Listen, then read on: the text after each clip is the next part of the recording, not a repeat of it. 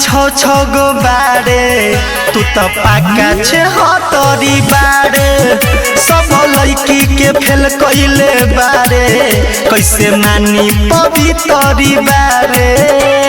Brand recording studio बसंत बाजार।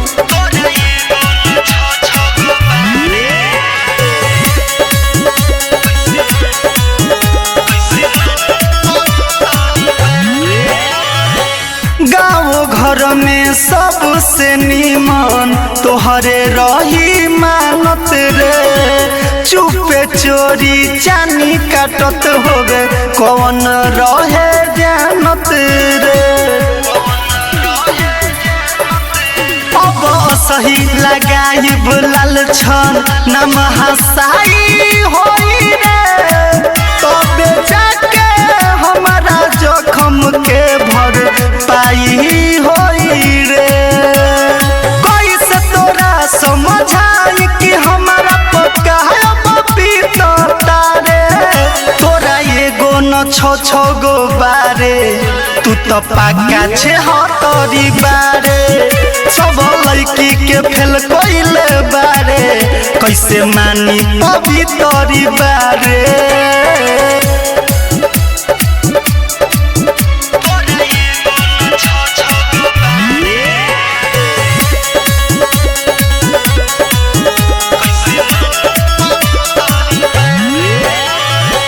माजा मारे लेके करो संगे लेवे लेके करो लूट रे जवन बारे उहे कहतानी एमे का बावे झूठ रे।